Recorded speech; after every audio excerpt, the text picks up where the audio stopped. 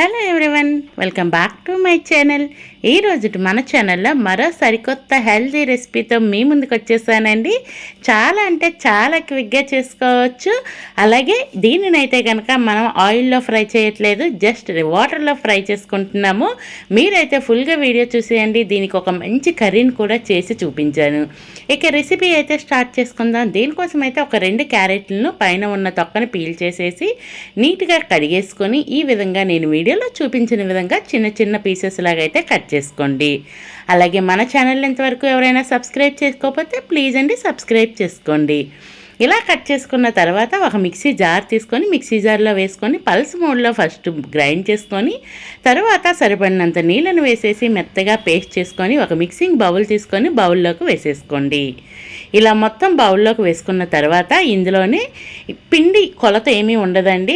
First అయితే 1 cup వరకు గోధుమ పిండిని వేసుకొని ఇందులోనే రుచికి సరిపడినంత ఉప్పు వేసుకొని బాగా కలిపేసుకోండి. ఇంకా మనకి పిండి పడితే కొంచెం పిండిని వేసుకొని చపాతీ పిండి రెగ్యులర్గా ఎలా కలుపుకుంటామో అదే విధంగా పిండిని అయితే కలిపేసుకోవాలి. అలాగే ఈ వీడియో నచ్చితే కనుక ప్లీజ్ అండి లైక్ చేయండి, మీ ఫ్రెండ్స్ అండ్ ఫ్యామిలీ మెంబర్స్కి షేర్ చేయండి ఖచ్చితంగా. ఇలా మొత్తం కొంచెం పిండిని వేసుకొని నేను వీడియోలో చూపించిన విధంగా పిండిని బాగా స్మూత్గా కలిపేసుకోవాలి. ఇలా కలుపుకున్న తర్వాత పిండి ఆరిపోకుండా మూత పెట్టేసి పక్కన పెట్టేయండి. దీని కాంబినేషన్లో నేను శనగల కర్రీ చేసుకున్నానండి. చాలా బాగుంటుంది, ట్రై చేయండి. దీనికోసం అయితే ముందు రోజే నేను శనగల్ని ఒక కుక్కర్ తీసుకొని 1 కప్పు వరకు శనగలు అలాగే ములిగేంత వరకు నీళ్ళని వేసేసి ఓవర్ నైట్ నానబెట్టుకున్నా. మార్నింగే చూస్తే ఇంత బాగా నాని ఉన్నాయి. ఇలా నాని ఉన్న శనగల్లో రుచికి సరిపడినంత ఉప్పు వేసుకొని కుక్కర్లో ఒక 3 విజిల్స్ వచ్చేంత వరకు కుక్ చేసుకోండి. ఇలా 3 విజిల్స్ వచ్చిన తర్వాత చూడండి శనగలు అనేవి బాగా కుక్ అయిపోయి వీటిని పక్కన పెట్టేయండి. నెక్స్ట్ అయితే స్టవ్ వెలిగించి ఒక కడాయి పెట్టుకొని ఒక 2 స్పూన్ల వరకు నూనెను వేసుకోండి.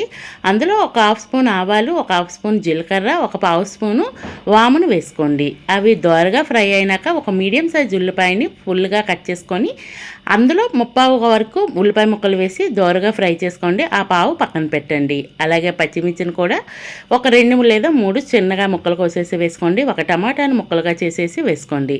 అన్నింటిలో నుంచి కొంచెం తీసి పక్కన పెట్టుకోండి. అలాగే ఇది ఫ్రై అవుతున్నప్పుడే 1 స్పూన్ వరకు అల్లం వెల్లుల్లి పేస్ట్ వేసి పచ్చివాసన పోయేంత వరకు కలుపుకుంటూ దీన్ని కుక్ చేసుకోవాలి. చూస్తున్నారు కదా, ఈ విధంగా మెత్తగా మ్యాష్ అయినట్టు టమాటా బాగా మ్యాష్ అయ్యేంత వరకు కుక్ అయిపోయిన తర్వాత ఒక 1/2 స్పూన్ ఏమో ధనియాల పొడి, ఒక 1/2 స్పూన్ జీలకర్ర పొడి, అలాగే ఇందులోనే రెడ్ చిల్లీ ఫ్లేక్స్ అయితే ఒక 1/2 స్పూన్ వరకు వేసుకోండి. రెడ్ చిల్లీ ఫ్లేక్స్ లేకపోతే స్కిప్ చేసేయండి. మొత్తం ఇది వేసుకున్నాక ఒకసారి బాగా అవి కూడా పచ్చివాసన పోయేంత వరకు ఫ్రై చేసిన తర్వాత ముందుగా ఉడకబెట్టి పక్కన పెట్టుకున్న శనగల్ని తెచ్చి వేసేయండి.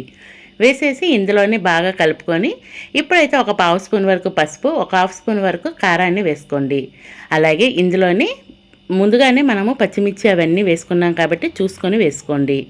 నెక్స్ట్ అయితే కనుక ముందుగా పక్కన పెట్టుకున్నాం కదండి పచ్చిమిర్చి, ఉల్లిపాయ, టమాటో, వాటిని కూడా వేసేయండి. వేసేసి రుచికి సరిపడినంత ఉప్పు వేసేసి మొత్తం అంతా బాగా కలిపేయండి. ఇలా కంప్లీట్గా అయిపోయిన తర్వాత ఫైనల్గా కొత్తిమీర తరుగును కూడా వేసేసి కాసేపు కలిపేసి సర్వ్ చేసుకోండి. ఇలా పచ్చిగా వేసుకున్నవి కూడా భలే రుచిగా ఉంటుందండి.